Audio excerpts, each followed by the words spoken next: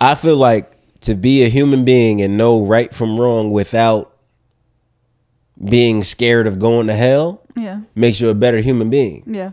There's a lot of Christians, there's a lot of religious people, period, where I ask, like, yo, if you, like, let's just say there was no such thing as heaven or hell. Yeah. How would you live? And motherfuckers be like, well, shit, I'll just do what the fuck I want to do. It's like, all right then, motherfucker. You bullshitting with God. Like, you ain't, like, nigga, you think you fooling God, nigga? You think God is like fooled by your dumb shit? Like, no, God, I'm only doing... Like, a lot of people join religion because they're scared of the consequences of not doing that shit. I actually was talking like about this with one of my friends the other day, so I'm curious to know what you think about this. It's kind of like it kind of matches that. Let me pause. Go ahead. How many actual questions on that sheet did we cover? Believe it or not, some of them. Oh, for real? Yeah, like because I feel like we've been going on tangents. No, I love it. It's great conversation. Kind of like we were saying before that I'm like OCD and I have a script. Yeah. You don't need a script. You like I brought a script. I'm sorry. Some people, no, it's okay. Some people need this. Like some people are just like, and I'm just like, okay, like let me try to gear this conversation. But I do want to ask you this, and this isn't even on the paper. This is just my genuine question for you.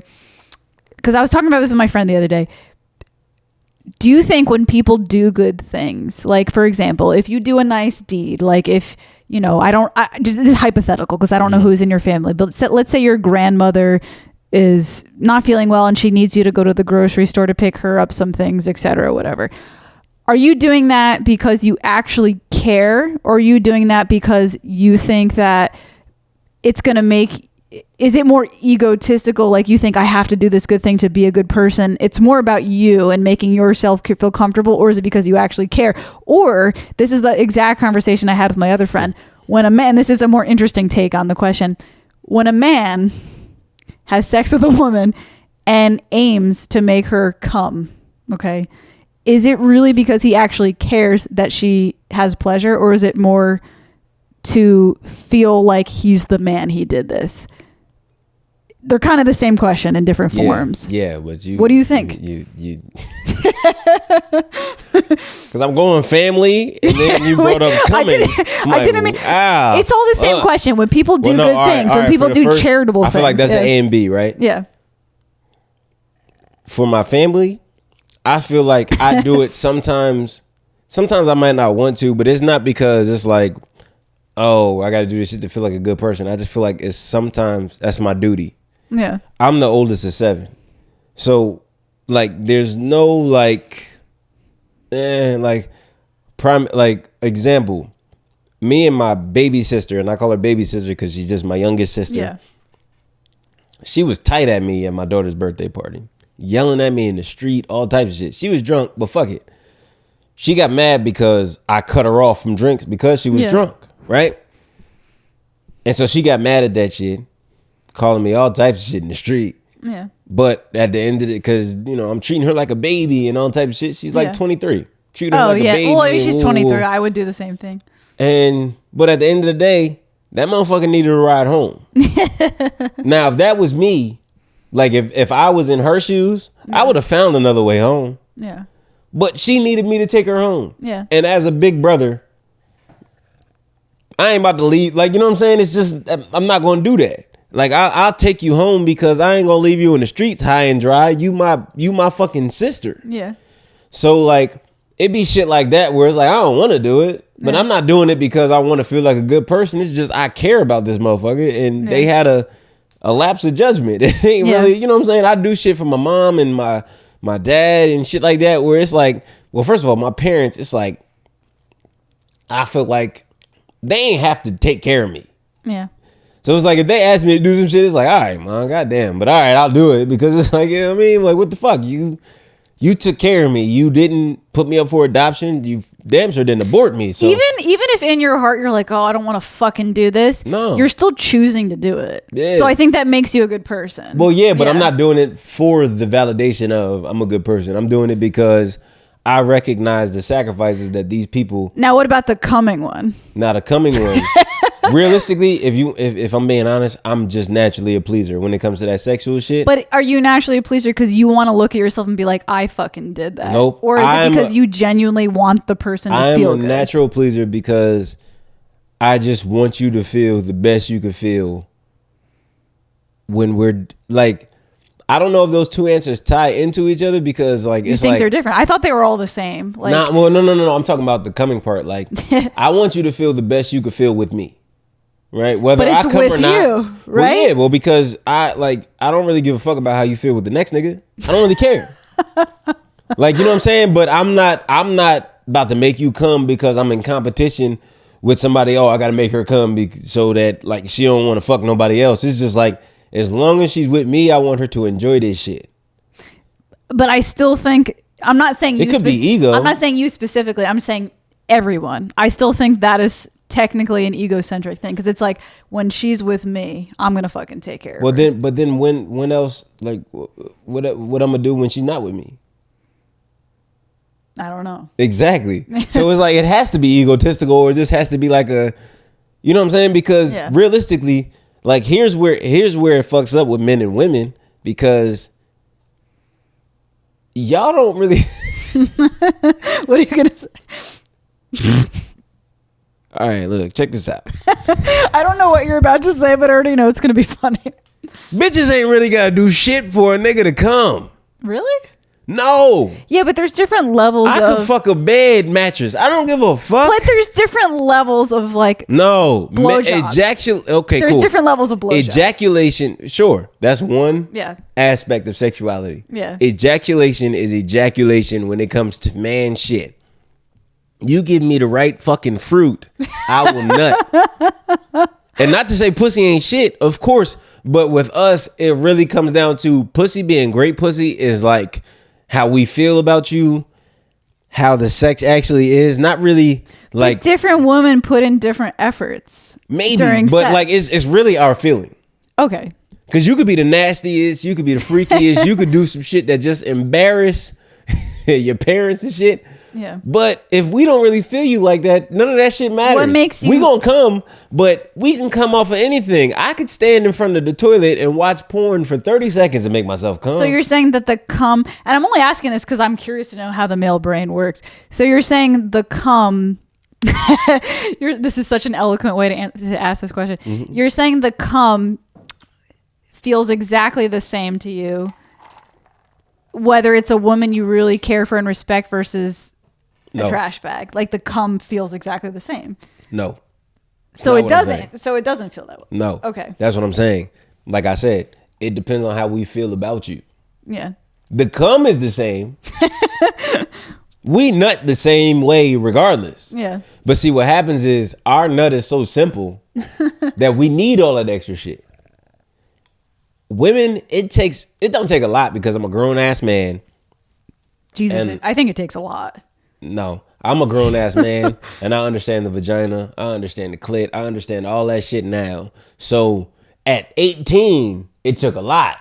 Yeah. But right now, you understand it. You give me about 3.5 minutes. Not with you. 3.5 minutes. Not with you because I ain't saying no. Oh, no, I'm talking about to make the woman come. 3 minutes? It takes me 20 minutes. Hey man, listen, unless bitches been lying to me. I'm sure, I'm going to be honest, I'm sure at least 10% have because I don't want anyone. Or you might have fucked with whack guys. What? That's okay. No, but see, now, before you proceed, you're about to say some shit because feelings are entering. Yeah. Listen, I'm not going to lie to you. There has been women who have made me come in about 5 minutes. And then there's been other women who I really care about made me come. It took a lot for me to come. And you cared about them? Wouldn't you come faster? It depends on the type of sex it is, to be honest. My sex is difficult only because there's a lot of aspects. Do you take a while to come? There's a lot of aspects in my life. Growing up, right? This is just a quick tidbit. I was 4. Some bullshit happened to me with an older female. it was, weird shit that shouldn't happen to a 4-year-old with a motherfucker who's older. So, and when that was happening, there was a level of anxiety that I felt. It wasn't until I was like 24 years old, because I guess I blocked it out of my mind. Yeah. But when I was like 17, like I said, 18, I know that I like women, and I know the women that I was getting sexual with, I was attracted to. Yeah. But when sex would start to pop off and they would be too aggressive, I would get nervous as shit. I would get anxiety and shit, and I didn't know why. You probably don't like when women take on the dominant role in the bedroom. Not at first. Unless you get to know them and trust them. No, I'm talking about sexual encounters. At first, just let it be mutual or let me be the aggressor. But once the shit is on and once we're really doing it, shit like that, you could smack the shit out. I don't give a fuck. Smack me, spit on me, scratch. I'm really hey, look, you can do whatever the fuck you want, whatever makes you feel good. Yeah. Everything that I've done that's extra to me, and this might be, I don't want to get too raw for your podcast. No, we go out here. Anal, you're actually okay. Anal, running the red light, all that shit. What's running the red light? Fucking on a period. Oh, yeah. All that type of shit was a request.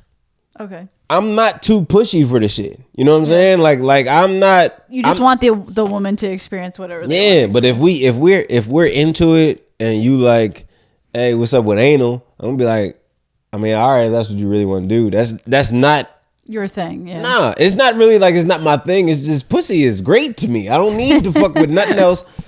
Pussy and mouth is where like that's my thing. If you I'm very vanilla myself. Like I'm very like no anal, no fingers in my asshole, nothing like that. I mean, I'll run a red light or two, but I'll run a red light or two, but not because I like it, because there's no choice. Like, you know what I mean? No finger. What? Not even a thumb in my asshole? No. Just a tickle, not even in. No, I'm a good tickler. I had a guy try it once because I was like, all right, he wanted to try. Well, see, by the way, mom, by the way, if my brother, I know that of my family, my brother and my dad and my stepmom listen to this podcast, please fast forward a lot of seconds or maybe just stop at this point of the podcast. That guy you about to talk about is a weirdo though. What's that? That guy you're about to talk about is a weirdo. No, but I just don't want my family to hear me talk.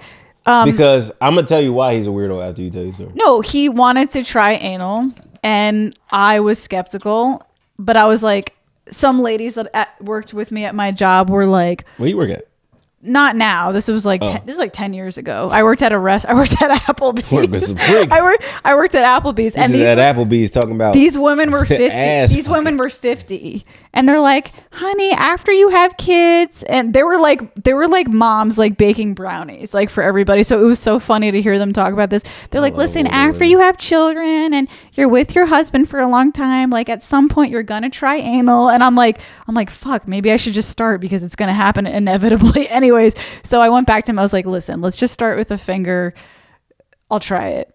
And he did it. And I was like, no. I was like, done. Like I did not like it. I don't understand why people like it. I'm not into it. You've never actually done anal? No. He put his finger in there and he got about 1/4 of a finger in there and I was done. And I will never do it again.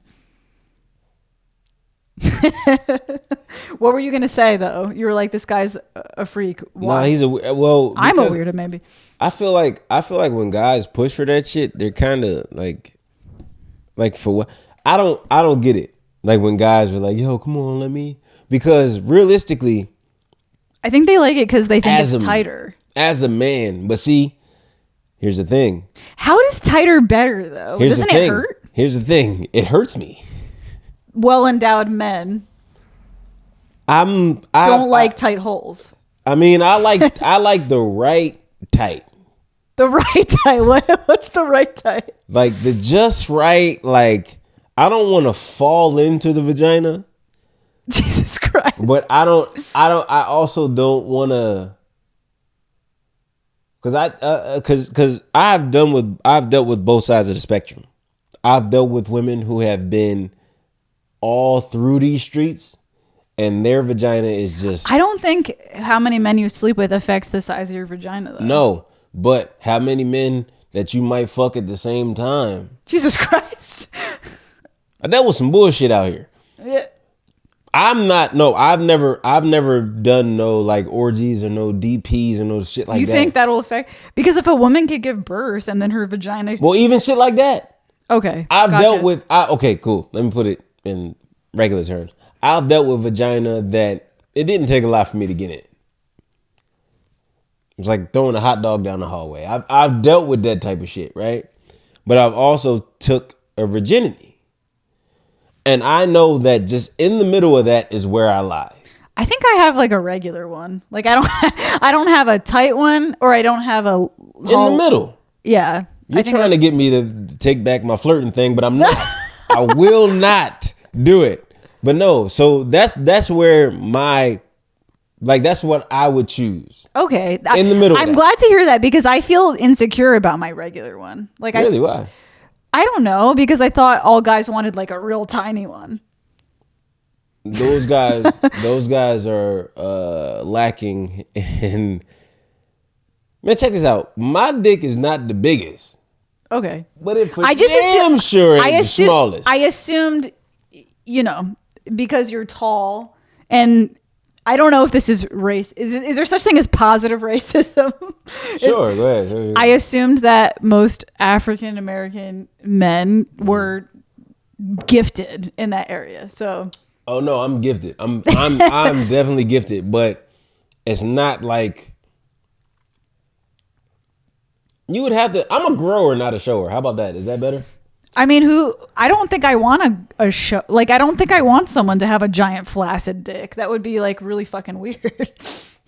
I'm like when I get to, I measured my shit a couple times, and okay, it's hard. Do you want me to spit out the measurement? No, go ahead. No, you don't. No, that's not what I'm saying. That's not. I actually have a question for you that's actually on the list, and we haven't covered all the questions, but this is I want to know how the male brain works in this aspect. When you're talking to a lady and she has sex with you quickly, does that change your perspective if she's like relationship material? Like, so if a woman sleeps with you on like the first or second date or whatever, do you now lose respect for this woman, or is that like old school bullshit? This would be a hypothetical answer for me because I've never actually done no first or second date shit. Yeah.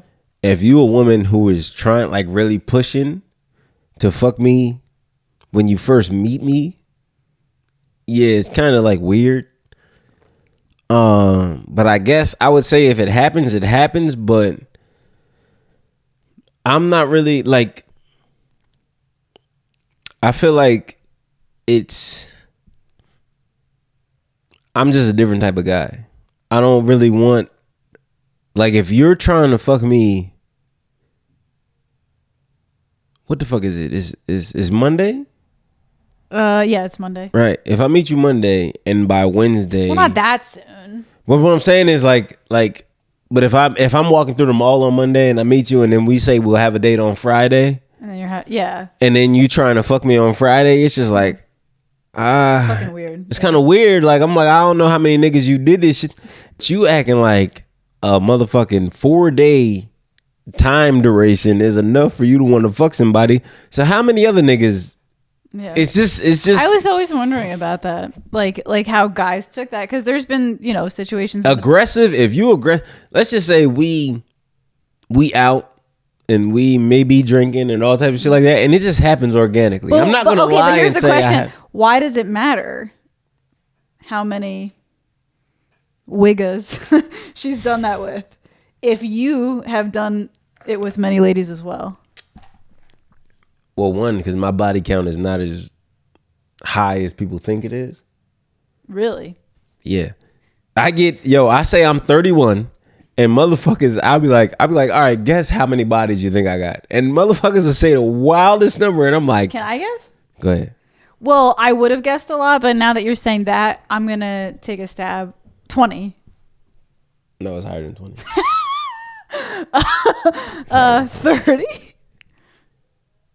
30? Close.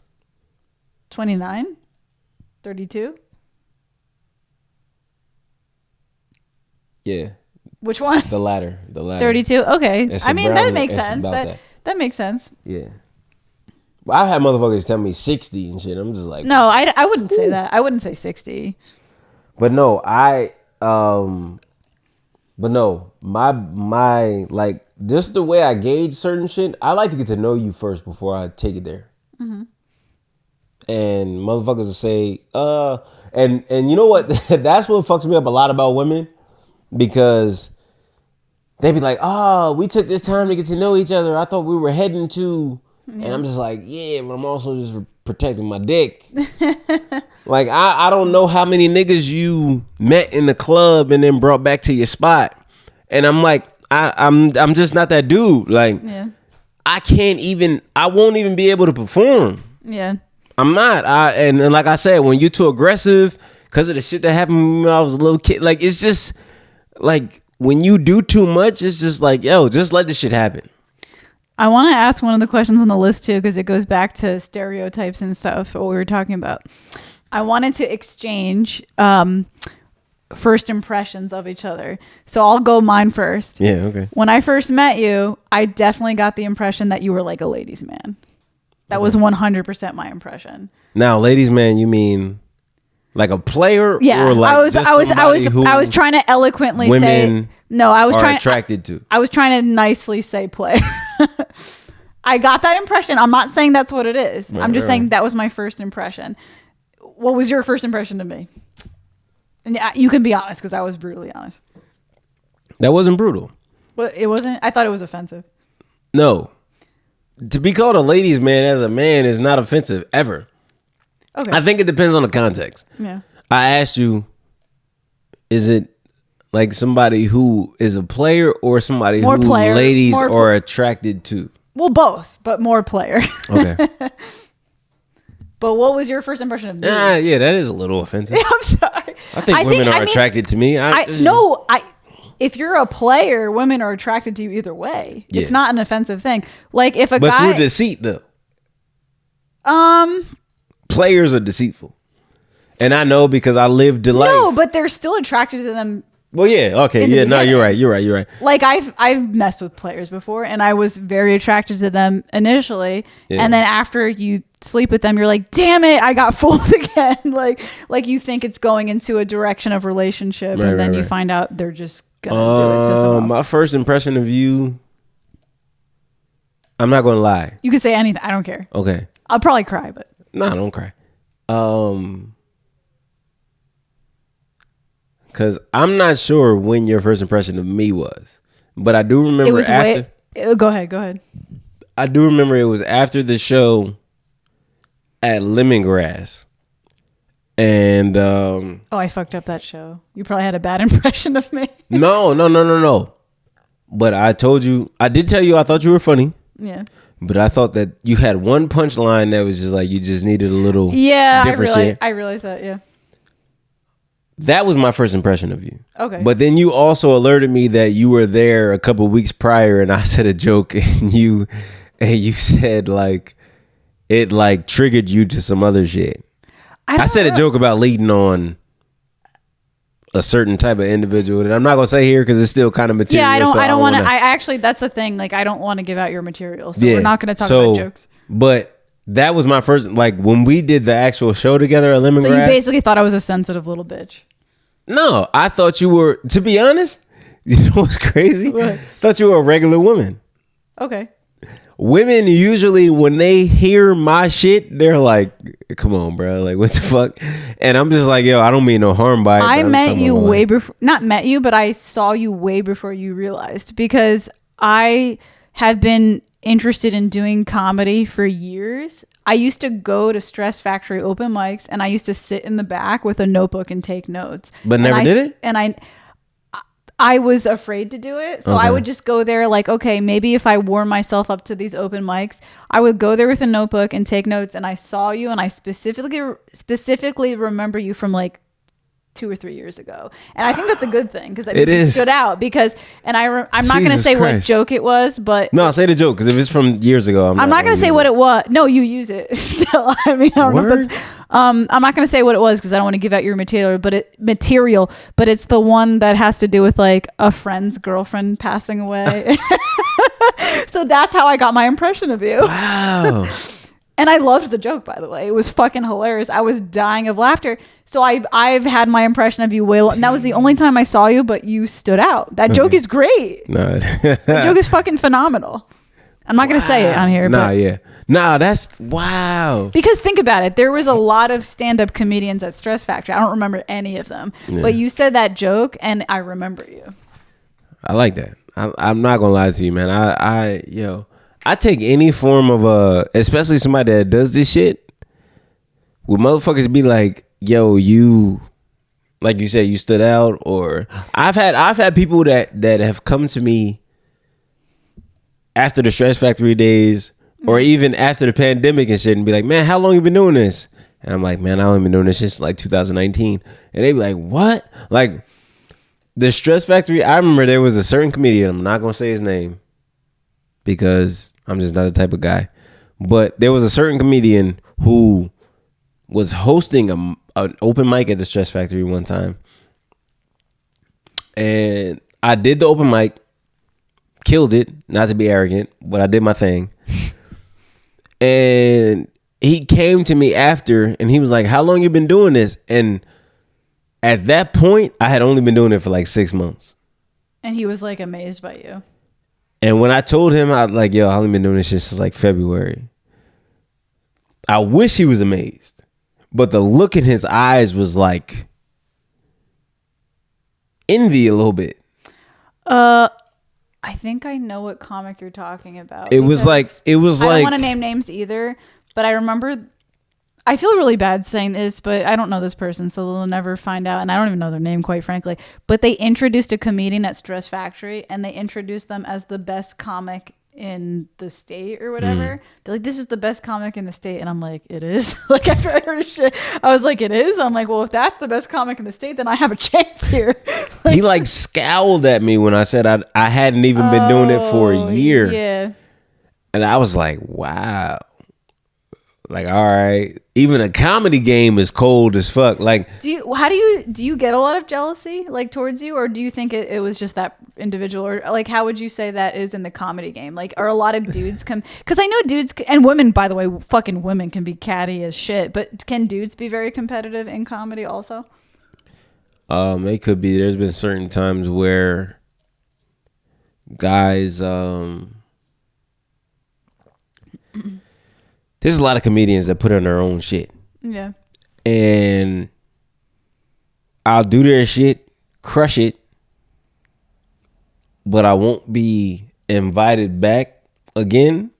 But I'll see in a certain amount of time somebody else who was on the same bill I was on was invited back. And it's just like, I know they didn't do better than me. Yeah. Like, I know for a fact they didn't do better than me. Yeah. But I just feel like that's the game. I'm not gonna lie to you. The same way I said I was in music, I meant to tell you, like, I was doing comedy before I knew I was doing comedy. Yeah. Because I knew that my music was so different from everything that was out. Yeah. I knew I had to talk to the crowd for a little while to get them to. You should do like, if you were a rapper, you should do like little rap bits. I think that would be so fucking cool. No, I do kind of do that a little bit. I'm warming up to. In the coming year, I like I said before the show, I just got to work on my time management a little bit. Yeah. But I got a creative space. I got a space where I rent a space where I'm creative at and all types of shit. I still got it. And I just got to figure out how to manage my time better. And I'm going to be more creative as far as content and shit like that. Yeah. But when I was doing music, it was like a lot of motherfuckers will know, like, I put on a great show. Yeah. I'm comedy, I'm great music, and I'm still like a performer. Yeah. But a lot of people just want to get up there and talk and perform.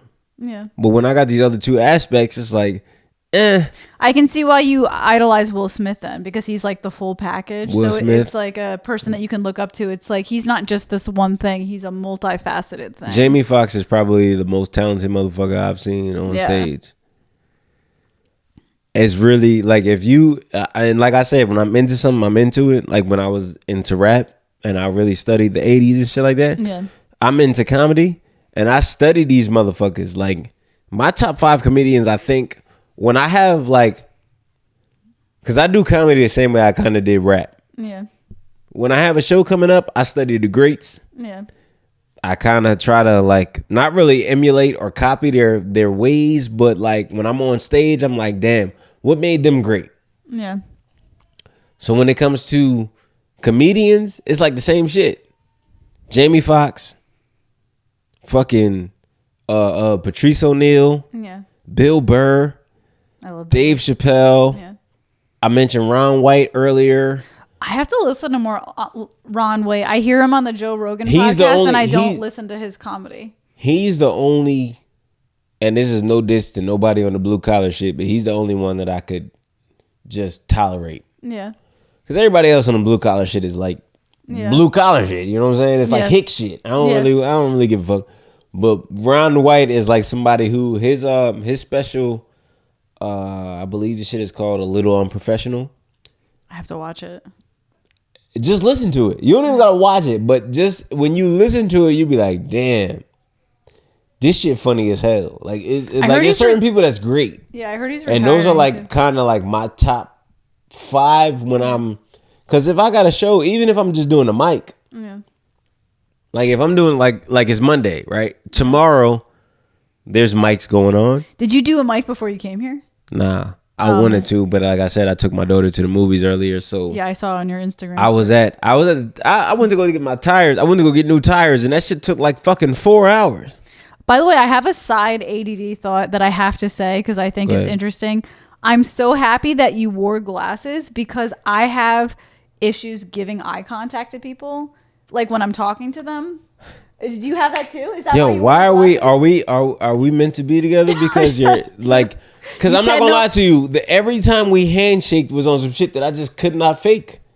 I fucking hate eye contact. I don't like eye contact either. So the fact that you're wearing glasses right now, I'm actually able to look at you, and I'm like, this is nice because usually when I have a podcast guest, I can look for a few seconds and then I just look at the camera, and I'm so uncomfortable. But if we're being realistic, I wore. When I'm not doing comedy, I'm like a rapper first. Yeah.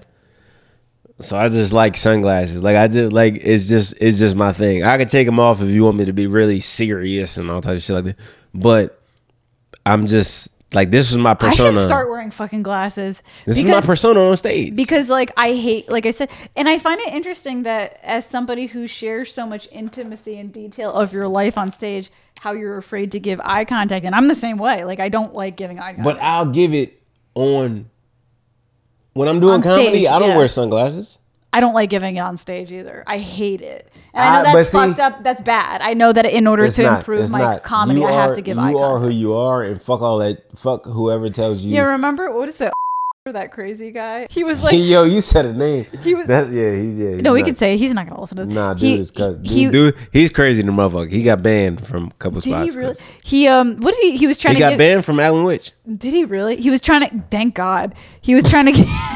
Yeah, because the last time I was there, he'll never watch this. The last time I was there, he tried to like flirt with me or say a joke to me, and this was his little pickup line. He goes, "Hey, can I buy you a drink that's been roofied so we can have a good time?" And I was like, Jesus fucking Christ. I was like, and then he tried to give me comedy advice. He was like, you're too self-depreciative, and you backed me up. You're like, that's her shit. Like, leave her alone. Like, whatever. But he was like, and I'm just like, who the fuck are you to give me comedy advice? Like, no, because I'm not gonna lie to you. Yo, you really are funny, but I do hear, whenever I hear you do comedy, I do hear the self-depreciative, the filter.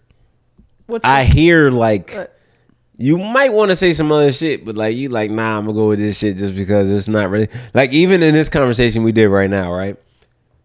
I hold back. Yes. By the way, that's why I do comedy, because I feel like the person I am on the inside isn't the person I present myself as, and I want to like open myself up. I'm not gonna lie to you. Yeah, it's way more liberating. Yeah, when you just say fuck it. I don't give a shit. That's why I said I do comedy. I'm keep in mind I've only been doing it for like less than a year, so I'm still like opening up.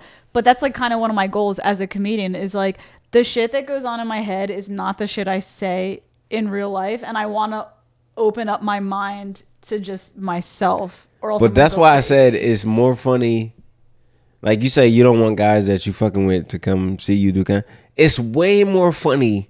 Yeah. When you have those partners there, because it's like it's just so much more like bitch, this is to me, okay, all right, me right, me personally, bitch, this is how I really feel. Yeah. But I cannot say this to you in private because you're gonna be sensitive, you're gonna take it a certain way. Do they get offended after you perform? No. Because by the time they see it, by the time I actually say it on stage, it's reconciled. It's not a problem no more. Yeah. But it's still like, it's something that it's something that's like. Don't you ever get self-conscious performing in front of them? Like, oh my God, I have to do a good job because they're here. No. That's another thing too. Like Well, okay. Let me take that back. Cause there are women who have asked me like, yo, let me come see you in your element. And I'm like, not now. Like, I don't want people to, I want people to come see me. Like when we did the show together at Lemongrass, yeah, come see me. Cause that's material that has been perfected. I don't feel for the most part. I've only been doing comedy for a year.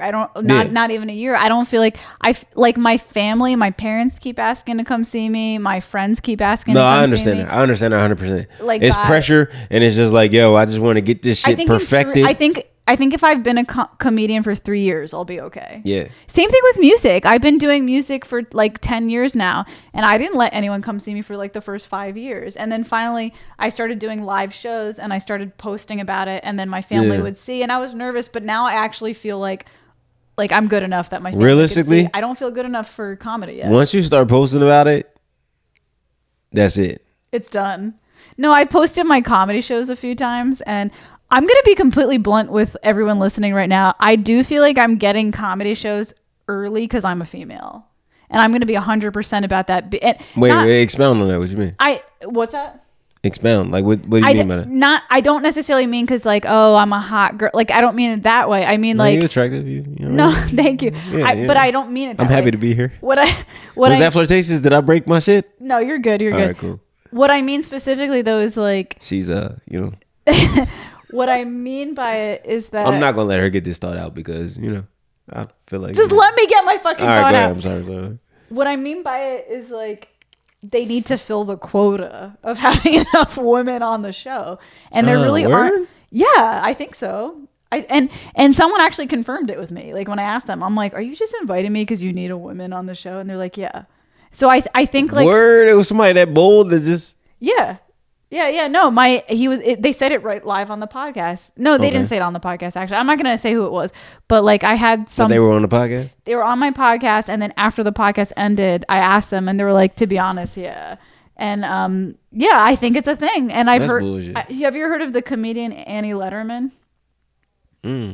She talked about it. She's now like a very Annie Letterman. Annie Letterman, yeah. Like related to David or no? That's just her name. But she's a very successful female comedian, and she straight up said like, yeah, in the beginning of my career, I got opportunities to like be on TV, and I was not ready. And she's like, and I just got them because I was an attractive female. One, she was attractive, and two, they just needed females. Mm-hmm. So like if you're an attractive female and then they need females, you get shows. And she explained how like that could be a bad thing because then you can get exposure before you're actually good.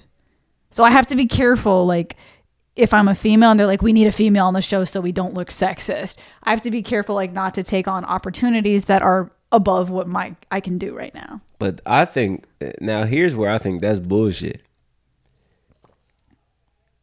Because like I said, in the beginning of all this shit, I believe in fate. I believe in predestination. Mm-hmm. If you get an opportunity, take it. Yeah. The fuck? It ain't about all this shit is above me. Yeah. It ain't no such thing as all that shit. You get some shit and you murk it, and that's just how I go. Damn, I hate to keep bringing this shit full circle to intimacies, but I'm talking to somebody who has higher life goals than what the fuck they're doing right now. And it's like, yeah, once this shit happened and once that shit happened, I'm gonna be in line to do this. And I'm like, bitch, just do the shit. Yeah, you don't have to wait for the perfect like moment. You have to just get up and do it. Exactly. And it's like, yo, if an opportunity come, I get it. Cause this is and I ain't gonna say this is Hollywood, cause we ain't at that level. But like, I get it. Yeah. When it comes down to it, it's the stage, it's presentation. You are an attractive female. So it's like, yo, yeah, I want her on the show. Yeah. But the fact of the matter is, you don't have to second guess yourself just because another motherfucker is on some, oh yeah, I just want a pretty woman on the shit. Yeah. Fuck all that. Go on that shit, kill it. Yeah. And you know what I'm saying? Whatever comes with, because we ain't gonna listen. One thing I'm not gonna ever lie to myself about is we are in the show business. Yeah. Right? And though it's fucked up, the fact of the matter is attractiveness helps. Yeah. That's just how it goes.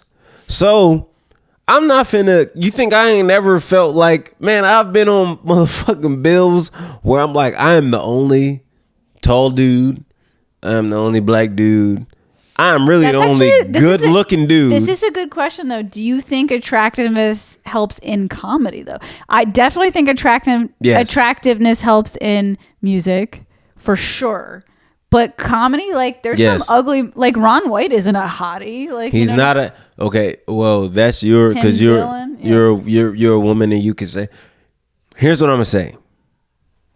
You don't have to necessarily be a hottie when it comes to being a male comedian.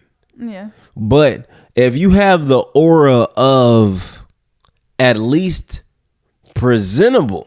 Dude, Mark Norman. I think Mark, I don't even know who that is off name. You don't know Mark Norman? Yeah, he's off name I'm not good with. He's I think he gets a lot of envy from male comics because he is a great comedian, but I do think his looks help. And I think he gets opportunities because of his looks. But he's also an amazing comedian, too. But check this out. Yeah. Eddie Murphy. Right? Is he hot? Not really. He might be an acquired taste. I don't know. But the fact of the matter is, the motherfucker's not ugly. Yeah. Even Andrew Dice Clay, not ugly. Oh, he's good looking. Yeah.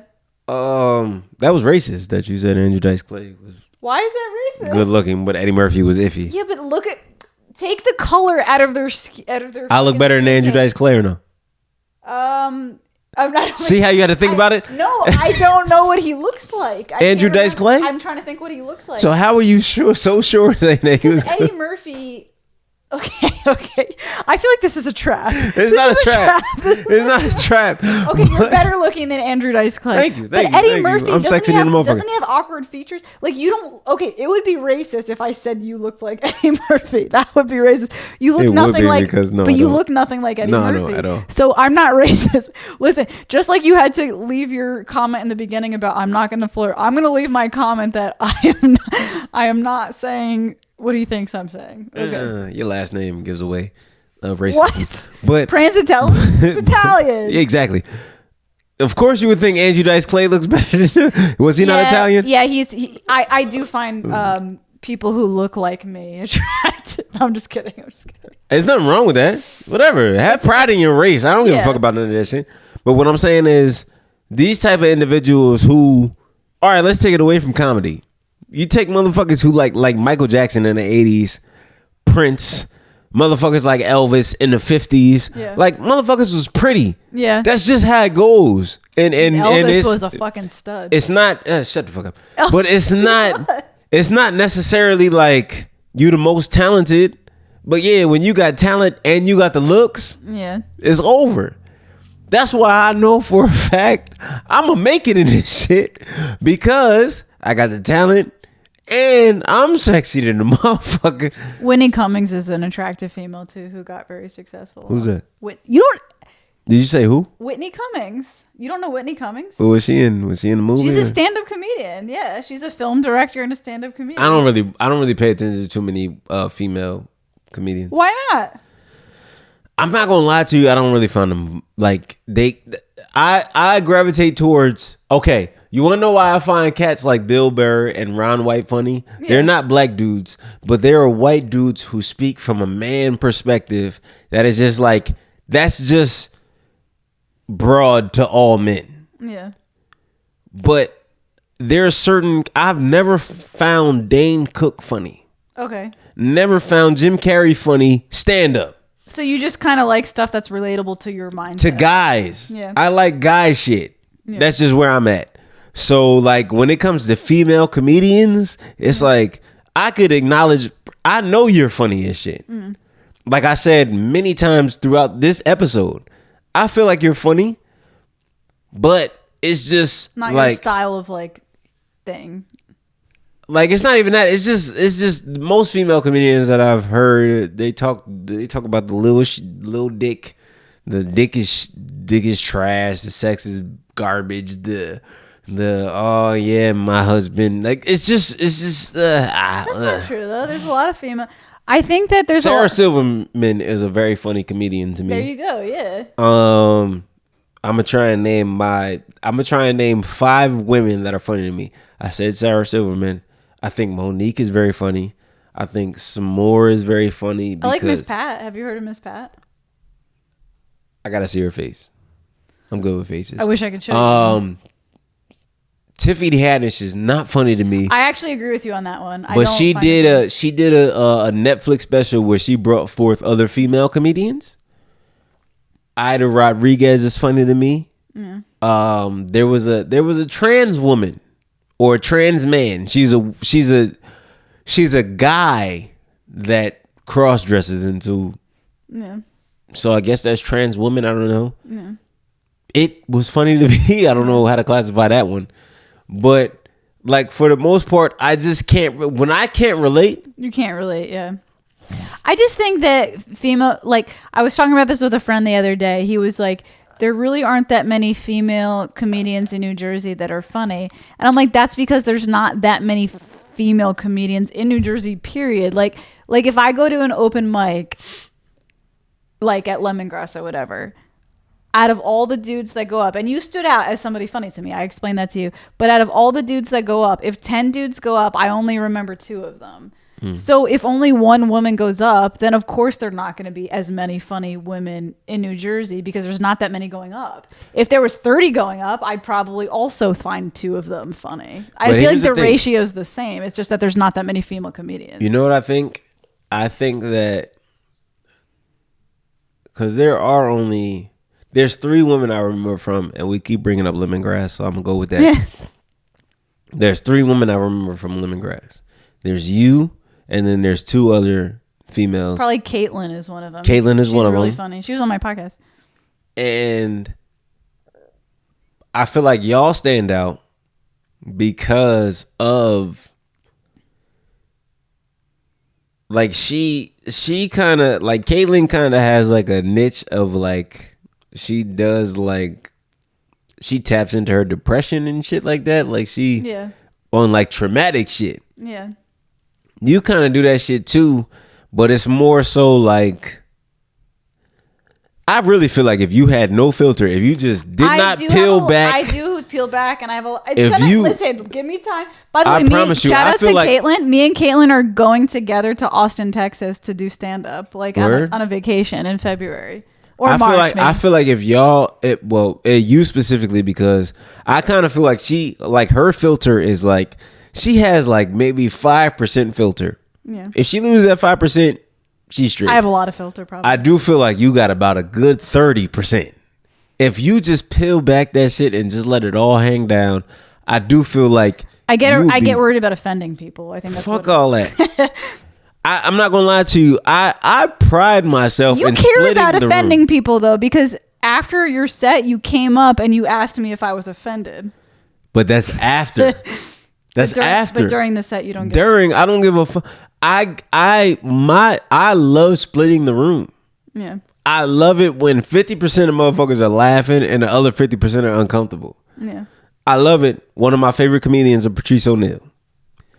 I love it when it's just like everybody is not cohesive and laughing, because then what are you really, if you ain't necessarily offending nobody, not to say you gotta insult somebody, but if you ain't making somebody think on some shit where it's like they're uncomfortable, it's like, what the fuck are you really saying? Doing? Like, what are you even doing there? What's the point? I don't like to not be saying anything. Yeah. I like to go up there. I like to make people laugh, but I like to make people laugh at shit that they normally wouldn't laugh about. Yeah. So if I'm making you laugh about some shit you normally wouldn't laugh about, of course there's going to be about 5 or 10 people who are not going to laugh at all because they feel like it's inappropriate to laugh at this shit. Yeah. But you're going to think. Yeah. I'm great with making people think. Do you ever do comedy in New York, or do you stick in Jersey only? I have before the COVID shit. Go back. I haven't been. I feel like if you're gonna be successful, that's what you got to do. You gotta. How else are people gonna find you? And you might kick me out, but I haven't been poked up yet. What is poked up? What does that mean? I haven't took the Fauci ouchie. Oh, yeah. I don't mind keeping this on the podcast if you're okay. Why? Is there any particular reason? Really? No, yeah, go on. I'm just, as a black man, I don't trust. I saw a commercial earlier today, right? At the place where I went to go get my tires done. Mavis was cool, but I seen a commercial where it was a black chick and a black dude, a Spanish, and an Indian girl, and it was all minorities, and it was a commercial about being vaccinated. Yeah. And in my mind, when it comes to the history of medicine and vaccinations and all types of shit like that, when it comes to U.S. government shit, and they like, I just don't trust it. And especially when when the narrative is pushing it to the minorities. No, I'm open-minded about that, to be honest, because like, I don't think that every single person who is an anti-vaxxer is some wild conspiracy theorist. I think it's normal to say, like, to have your apprehensions. Yeah, I think it's normal to ask, like, what is this going on in my body? This has only and been... I think there's like a division. Like, people think I did get a vaccine because I was like, this is ridiculous. I just want to go to New York. I just want to live my life. Right. But I was genuinely asking questions in the beginning. I was genuinely like, what's going on? And I wasn't so much asking like conspiracy type questions. I was more so asking like, is this safe? It's so new. Yeah. Like, how safe is this really? You know? Because I'm concentrating on, I ain't gonna lie to you, there's diseases that have been around for umpteen years. Yeah. Motherfuckers ain't even got a grip on them yet. That's why I was confused. I was like, wait. And it's like, yo, what the fuck going on? The flu is still here. Yeah. You know what I'm saying? Like it's shit that motherfucking AIDS been around since Magic Johnson was not being guarded in the what was that, 88 or something like that, the championship? Like, shit been around forever, and y'all ain't even figured that shit out yet. Yeah. You mean to tell me y'all figured out some shit that came out in 2019? Yeah. No, man, and then it's just like I said, like as a black man, it's just it really, like, it's like, what? Like, we go back to the Tuskegee shit. Yeah. We go back to the goddamn look. The mic is even on the conspiracy, but look, we go back to that shit. We go back to, I mean, motherfuckers talking about they passing fucking AIDS out in Africa and Ebola and all types. It's just weird shit to where it's just like, get it if it reaches a point where you're like, okay, everybody's healthy, I'll get it at this point, just so you can like go ahead and do your shit. I ain't gonna lie to you, my mind is made up. I'm holding out until if they ever get to the point where it's like, if you don't have this shit, we're locking you up. You won't get it at that point. That's where I'll get it. Oh, that's where you will get it. No, if they wouldn't get it at that point. No, because I like, I ain't gonna lie to you. I don't think it will get to that point. I don't think so either. How but could they? Exactly. But you never know with this shit. Like, you never know with this country. You never know with this government. You don't know where this shit going. And this is another thing my mom and dad won't like, or my dad and stepmom, but like, they're very pro-vaccine and they're very democratic. I'm very moderate politically, and I don't believe in QAnon. I don't necessarily think that the government is trying to ruin my life by giving me vaccines. I was more so just questioning it like for health reasons. I was just like, okay, they've just come up with this vaccine this quickly. Like, I just want to wait and see like what other people's bodily reactions are. But it got to a point where I was like, all right, well, my friends did get it and they're totally fine, and I just want to go out and do shit. So I did get it at that point. I ain't gonna lie to you, I got a cousin that got vaxxed up, and when he told me he got vaxxed up, that made me kind of question, like, damn, should I just do it? Only because it's just like, well, but like me and this cousin we're like brothers, like really. We're only a couple months apart. He was born in July. I was born in September. I mean, the other alternative is if you really want to pop off as a comic, you might have to go to Austin, Texas to do it because they don't like check your vaccines. Right. But like, I'm not even talking about that. I'm talking about just the sheer, like, I'm not about to do some shit because everybody else is, because they say I got to do it or because somebody else is. Yeah. I'm just not the type of dude, man. I promise you, I'm holding off. If it ever gets to a point where it's like, yo, if you're not vaxxed up, you got to go to jail, then all right, cool. Give me the bullshit because you just going to give me this shit when I go in there anyway. Yeah. Fuck it. So like, that's it. But when it come down to it, it's just like, man, I can still move around in Jersey. And though it sucks because I can't really go to New York, I understand that like I said, I believe in predestination. I believe, man, whatever happens is going to happen. Yeah. I'm not really stressing all that extra shit.